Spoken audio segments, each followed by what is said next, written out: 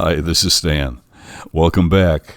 Well, here's our project for today, this telephone pole. Recently, we had a fire at our railroad park down on the south end, and it took out some structures and a bunch of track that need to be replaced. So here I'll show you a general map of our club, and then in the red area, that's where we're going to be focusing on the south end. And right there at Pardee Point, that's the structure that we're going to be working on. And this little pavilion is part of a yard that we're trying to bring back into service. It's been damaged by flood, by airplane crash, and now fire. So it seems to be a constant battle of restoration here. And so my friend Bob and I, we're going to break out the tools and get busy to see if we can dig this pole out. And then once we get this out of here, we're going to have to replace it with a new section of telephone pole. And then on a subsequent day, we're going to have to tie in the rafters and the fascia up near the top. Right now, the pole is not holding anything up. So we're going to dig down. It's not anchored in concrete. The ground is hard enough to hold the base still. And then once it gets tied in to the rafters, the 2x10s up on the top, the structure is rigid enough that it doesn't need a concrete footing.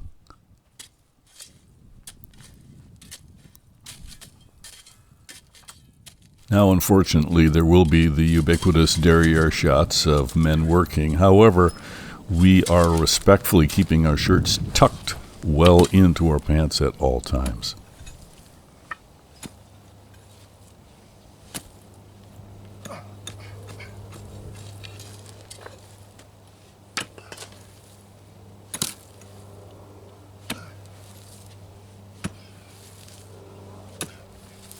That's me in the big hat there, and of course I'm letting my friend Bob do some heavy work there with the pick.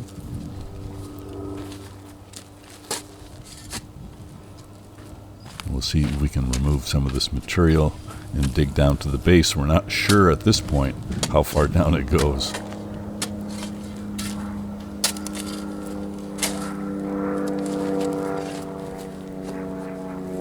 I think I've mentioned this before, but this area of the railroad park is right off the end of the runway of a local airport. So aircraft are constantly going overhead. Well, let's push on this and see if we can wiggle it loose. Too bad we don't have a large doorknob and a string, or we could do the old tooth extraction trick.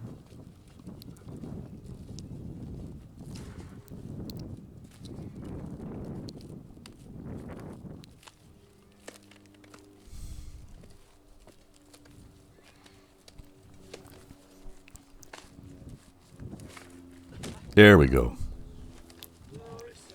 She's out.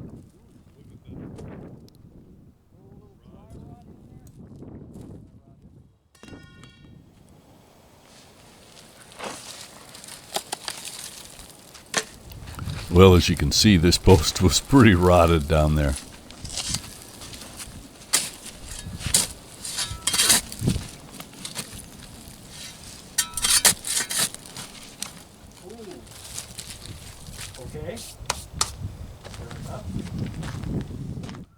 Fortunately, it's not too heavy because of the fire damage and some of the rot, but it's still a careful lift.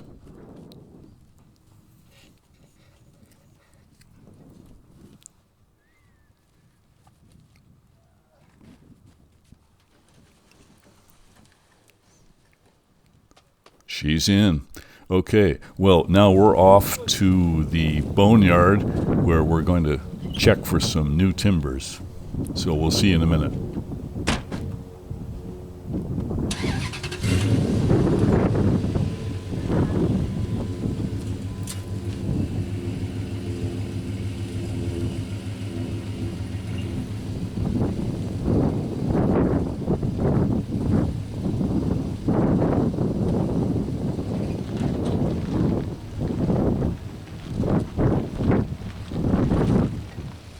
Well, we need 10 foot, give or take. Right about there. It's close enough.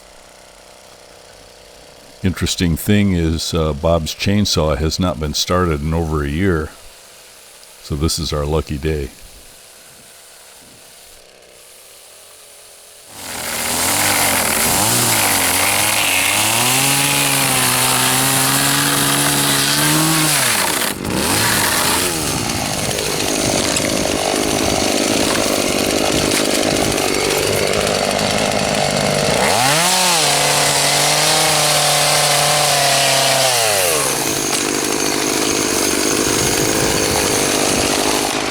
And we thought about going real sciencey with a fulcrum and everything like that. But in the end, we just decided we would manually grunt it up into the truck.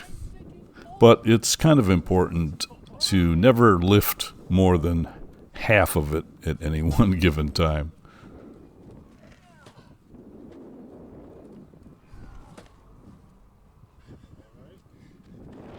So here we go. It's in.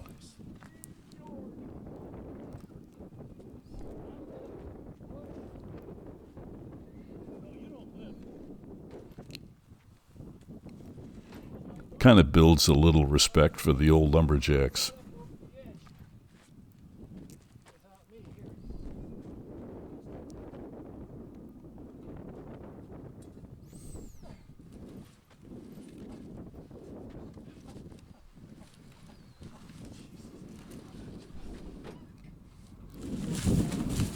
And with that, we're back out to Pardee Point. See you in a second.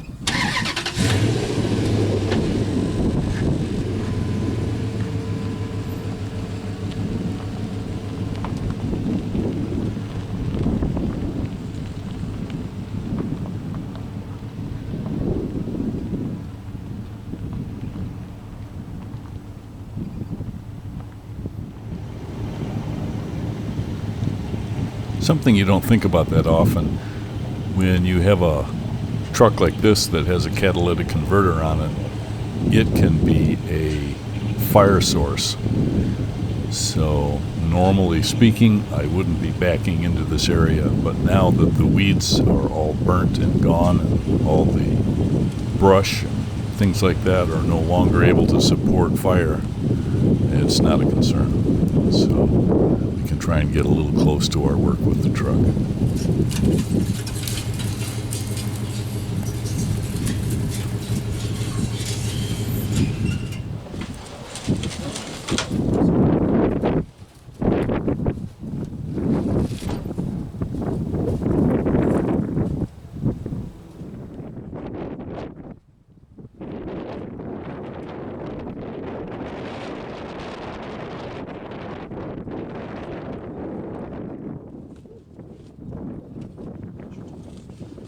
A lot of wind on this day, quite breezy, but it made the weather comfortable.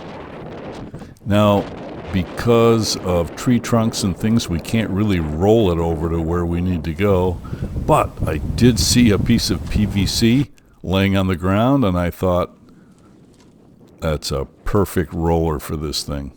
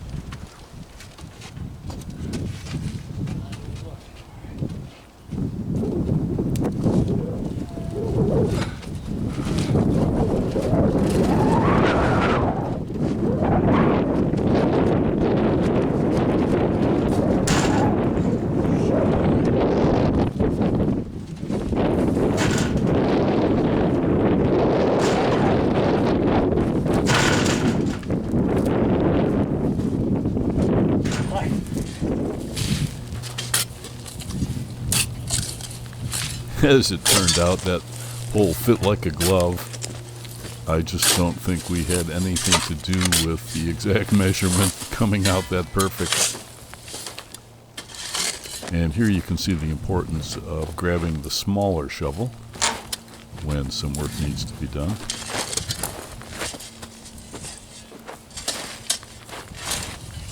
Get this thing tamped in here.